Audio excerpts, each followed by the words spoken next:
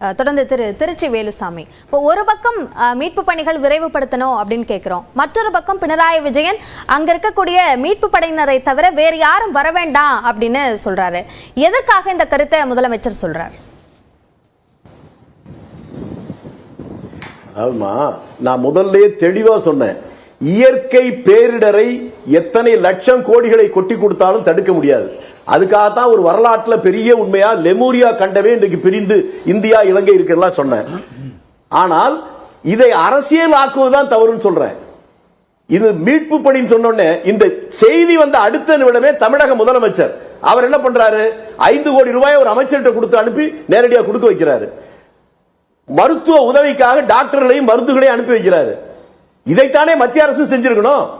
அதை செய்வதற்கு பதிலாக நாங்க முன்னாலே சொல்லிட்டோம் இவங்க கவனிக்கல என்று சொல்வது பொறுப்பை தட்டி கழிக்கிற விதம், மனிதாயமானம் இல்லாத செயல்.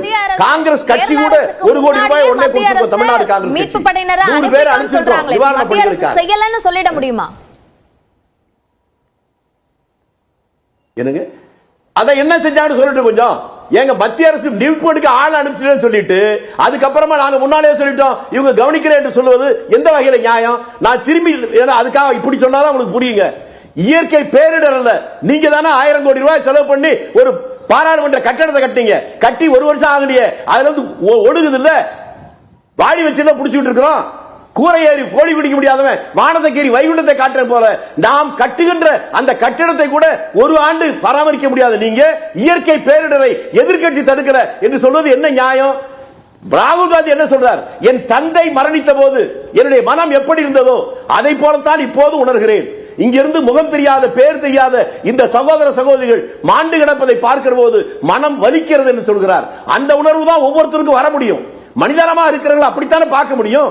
இதே கேள்வியை திருப்பி கேட்டா அவர் சொன்னாரு உத்தரப்பிரதேச தோத்து போய் இங்க வந்தவர் கைகளை விட்டு போயிட்டாரு, திரும்பி அதே உத்தரப்பிரதேச ஜெயிச்சிருக்கிறாரு இவருக்கு தெரியல, அது மறந்துட்டாரு. ஆனா இவர் வந்தாரு, அதானி குடும்பத்துடைய கல்யாணத்துக்கு எத்தனை மந்திரிங்க போய் குனிஞ்சு கும்பிட்டாங்க, இங்க ஏன் வந்த அப்படி கேட்கலாமா? அல்லது பிரதமர் அவருடைய சொந்த தொகுதி, அங்கே மழை வந்தது, வெள்ளம் வந்தது, ஆயிரக்கணக்கான பேர் செத்து கங்கை நதியில மிதந்தாங்களே, அப்போ இவங்களால தடுக்க முடிஞ்சதா? இயற்கை பேரிடர் என்பது வேறு, மற்ற பிரச்சனை என்பது வேறு. அந்த இயற்கை பேரிடரை எந்த கட்சி ஆளுகிறது யார் என்பதை பார்க்காமல் மத்திய அரசோ மாநில அரசோ எதிர்கட்சிகளோ அனைவரும் சேர்ந்து மனிதாபிமானத்தோடு அதை சந்திக்க வேணும். நம்ம தெருக்களை டீ கடையில் உட்கார்ந்து டீ குடிச்சிட்டு இருப்போம், சத்தம் போட்டு பேசிட்டு இருப்போம், ஒரு இறுதி ஊர்வலம் வருதுன்னு சொன்னா யாரும் யாருக்கும் சொல்லாமலேயே அப்படி நிறுத்தி கொண்டு அமைதி காப்போம். இது மனித நாகரிகம் உள்ளது. அப்படி இருக்கிற போது இப்படி ஒரு பெரிய பேரிடரில் எத்தனை பேர் தான் செத்திருக்காங்கன்னு தெரியல, பல 100 பேர்கள் இறந்திருக்கிறார்கள், மண்ணிலே புதைந்து கிடக்கிறார்கள். இன்னும் எடுக்க முடியாம போராடி கொண்டிருக்கிற போது அவர் மீது குற்றம் இவர் மீது குற்றம் என்று சொல்வதைத்தான் நான் தவறுன்னு சொல்றேன். அந்த தவறை நாங்கள் செய்ய மாட்டோம், அவங்க செஞ்சுக்கிட்டு இருக்கிறதுக்காக எடுத்து சொல்றோம். பினராயி விஜயன் அவரை குறை சொல்வது என்பதற்கு பதிலாக அவரோடு இணைந்து வயநாட்டுக்கு வர்றாரு அப்படின்றதுனாலதான் அது சார்ந்த விமர்சனங்களை அவங்க முன்வைக்கிறாங்க. எது வயநாட்டுக்கு இப்ப வர்றாருன்னா அப்ப எங்க வாரணாசியில அந்த ஆயிரக்கணக்கான பேர் செத்தாங்கல்ல, பிரதம மந்திரி உடனே போய் நின்னாரா? நூற்றுக்கணக்கான பணங்களை அப்படியே மொத்தமா போட்டு எரிச்சாங்கல்ல, அப்ப எங்க போனாங்க கேட்கலாமா? இயற்கை பேரிட போய் ஏன் கொச்சைப்படுத்துறீங்க? மனித உயிர்கள் அது மலிவானது அல்ல. அதுதான் முன்னாலே சொன்னேன், 1,00,000 கோடியை கொட்டி கொடுத்தாலும் கூட மனித உயிரை காப்பாற்ற முடியாது. இவருடைய புத்தி அப்படித்தானே போகும். நீங்க தடுக்க முடியாது, நீங்க சொல்றாங்க. அரசியல் பார்க்கிற அந்த புத்தி காங்கிரஸ்காரனு கிடையாது. அதோட சேதம் ரொம்ப அதிகமாகும் போது அதற்கான முன்னெச்சரிக்கை நடவடிக்கையை எடுத்திருக்கலாம் அப்படின்ற பேச்சு வருது. முடியாதுமா. அதாவது திரும்பி திரும்பி நாம அதே இடத்துக்கு வர்றோம். இயற்கை பேரிடரை யாரும் தடுக்க முடியாதுங்கிறனா? இயற்கை பேரிடரை தடுக்க முடியுமா? கஜா புயல் வந்துச்சு, நம்ம தடுக்க முடிஞ்சதா? தூத்துக்குடியில எவ்வளவு பெரிய வெள்ளம் வந்துச்சு, இந்திய நாட்டு வரலாறு இல்ல. நம்ம அங்க வரும்போது நிதியமைச்சர் வந்தாரு, மக்கள் கெஞ்சினாங்க. அப்ப நாங்க என்ன ஏடிஎம் மிஷினான்னு கேட்ட இந்த உத்தமர்கள் தான் இவங்க மாநில அரசை பற்றி குறை சொல்றதா?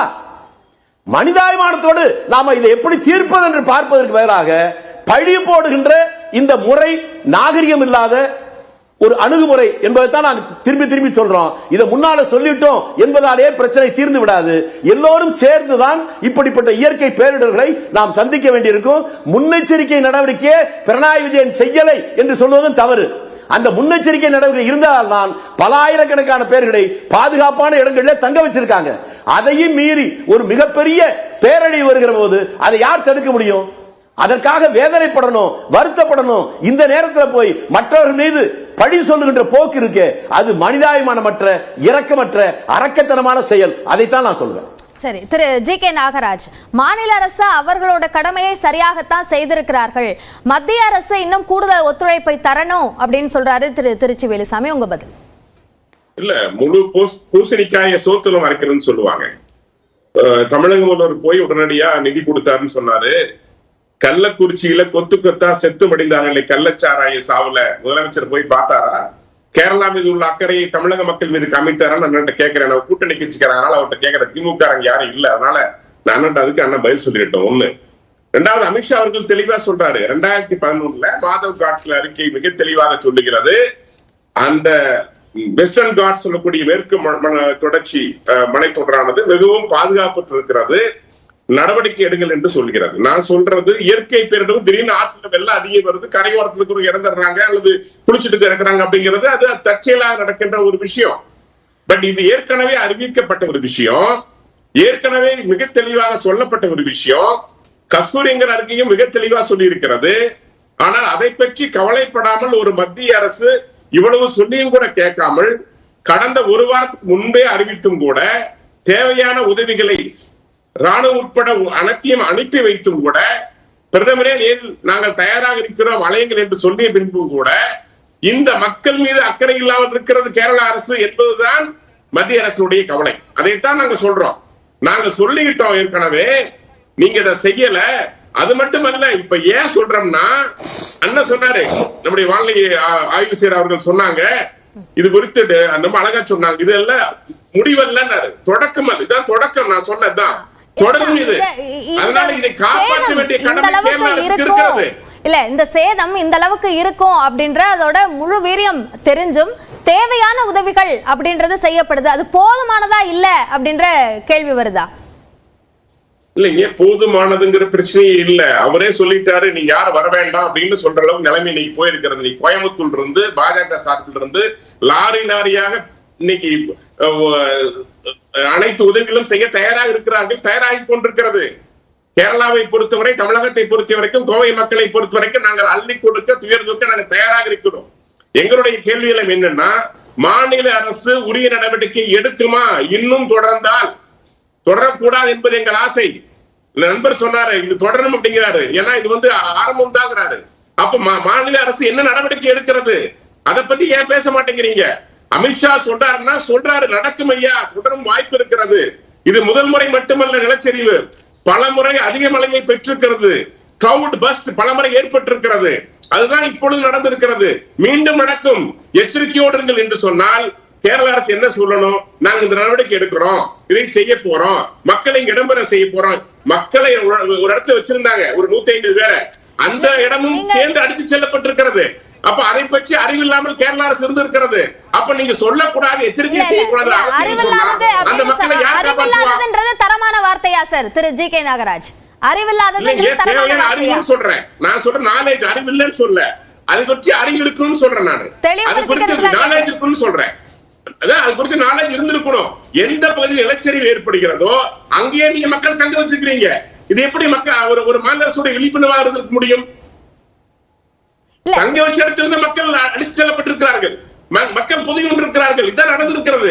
அப்ப கேரள அரசு அந்த பகுதி ஆபத்தான பகுதி என்றும் தெரிந்தே மக்களை அங்கு தங்க வைத்திருக்கிறது என்றால் யார் பணத்தின் மீது அரசியல் செய்கிறார்கள்? நண்பர்கள் பதில் சொல்லட்டும்.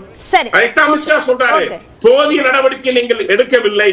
2011 சொன்ன அந்த கமிட்டியோட அறிக்கையை நீங்கள் புறக்கணித்து விட்டீர்கள். கேட்போம் திரு ஜி.கே. நாகராஜ்.